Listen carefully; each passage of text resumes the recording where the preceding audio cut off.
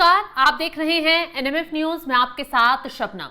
कल एक खबर आई थी जिसमें दावा किया जा रहा था कि डोनाल्ड ट्रंप की तरफ से पाकिस्तान के साथ एक बड़ा समझौता किया गया, वो है तेल भंडार का विस्तार करने का समझौता। लेकिन 24 घंटे के अंदर ही इस समझौते की न सिर्फ हवा निकल गई है बल्कि एक बड़ा झूठ भी उजागर हो गया है। कहा जा रहा है कि ट्रंप की तरफ से भी खेल किया गया और पाकिस्तान ने भी ट्रंप को झूठे सपने दिखाकर अपने जाल में बुरी तरह फंसा लिया। वो कैसे, विस्तार से पूरी खबर बताते हैं और समझाते हैं कि कैसे ट्रंप का एक समझौता उन्हें बुरी तरह दुनिया में उनकी किरकिरी करवा रहा है और उन्हें ले डूबा है। दरअसल अमेरिका के राष्ट्रपति डोनाल्ड ट्रंप ने दावा किया कि अमेरिका और पाकिस्तान के बीच एक समझौता हुआ है जिसके तहत वो मिलकर पाकिस्तान के तेल भंडार का विकास करेंगे। इतना ही नहीं, उन्होंने ये भी कहा शायद एक दिन पाकिस्तान भारत को तेल बेचे। लेकिन सबसे बड़ा सवाल यह है कि पाकिस्तान के पास तेल कहां से आया? क्या तेल के भंडार पाकिस्तान में हैं भी, या फिर ये हवाई बात डोनाल्ड ट्रंप कर रहे थे? और जब तेल के भंडार नहीं है तो समझौता किस चीज का हुआ? अब ऐसे में यह दावा नया नहीं है। मार्च 2019 में पाकिस्तान के तत्कालीन प्रधानमंत्री इमरान खान ने दावा किया था कि कराची के तट के पास समुद्र में एशिया का सबसे बड़ा तेल और गैस का भंडार मिलने वाला है। इस दावे को मीडिया ने खूब प्रचारित किया, पाकिस्तान की खूब चर्चाएं होने लगी कि तेल का भंडार पाकिस्तान में मिल गया है, अब पाकिस्तान मालामाल हो जाएगा, कई बड़े देशों के साथ व्यापार करेगा। अब ऐसे में इस दावे की उस वक्त हवा निकल गई जब कुछ ही घंटों में पाकिस्तान की पेट्रोलियम डिवीजन ने इस दावे को सिरे से खारिज करते हुए कहा खुदाई से ऐसा कुछ नहीं निकला। अमेरिकी company Exxon Mobil, ENI, Pakistan petroleum limited और OGDCL ने 5500 मीटर से अधिक खुदाई की, लेकिन कोई तेल या गैस नहीं मिला। खुदाई का काम छोड़ दिया गया। इसके बावजूद अब ट्रंप ने उसी पुराने दावे को नया रूप देकर तेल सौदा बता दिया है। अब पाकिस्तान के साथ कहां तेल सौदा कर रहे हैं? कहां है वो तेल के और गैस के भंडार जो पाकिस्तान में निकलने का दावा किया जा रहा था? जांच पड़ताल वहीं के अधिकारियों ने, अफसरों ने की। यह दावा पूरी तरह से झूठा निकला। अब ट्रंप ने जो समझौता जिस सेक्टर में पाकिस्तान के साथ किया था उस पर जब यह दावा सामने आया तो जमकर डोनाल्ड ट्रंप की न सिर्फ किरकिरी होने लगी बल्कि पाकिस्तान की भी खिल्लियां उड़ाई जाने लगी। अब क्यों?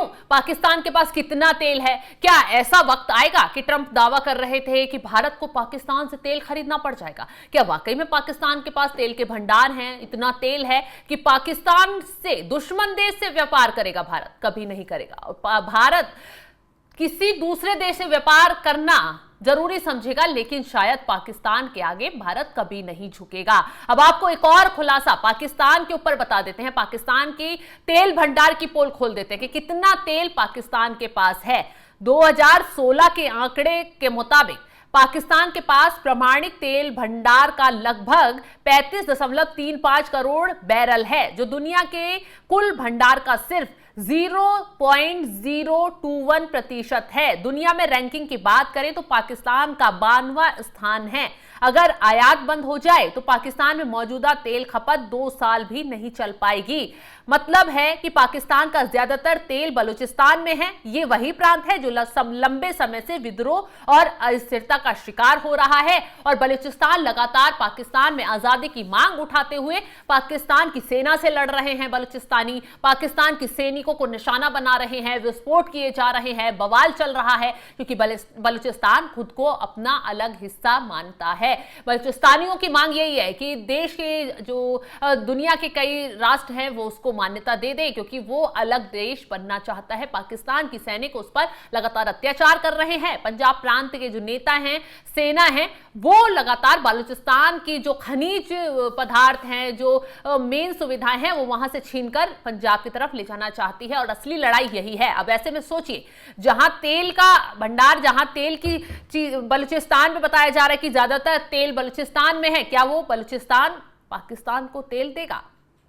खैर, भारत की अगर हम बात कर लें तो यहां लगभग 4.9 अरब बैरल यानी दुनिया का 0.29% हिस्सा तेल का है। भारत दुनिया के टॉप 25 देशों में शामिल है। तो ऐसे में पाकिस्तान 92वें स्थान पर है और भारत जो है 25वें स्थान पर। अब अंदाजा लगा लीजिए, 2 गुना तेल जो है भारत के पास है, उसे पाकिस्तान जैसे देश से ना तो तेल खरीदने की जरूरत है और ना ही पाकिस्तान के आगे झुकने की जरूरत है। तो यहां डोनाल्ड ट्रंप के उस दावे और उस समझौते की हवा निकल गई है जो बहुत ज्यादा महान बनकर ट्रंप ने जब भारत पर 25% टैरिफ ठोका उस दौरान दावा किया कि पाकिस्तान के साथ एक डील हुई है, वो है पाकिस्तान का तेल भंडार का विस्तार करना।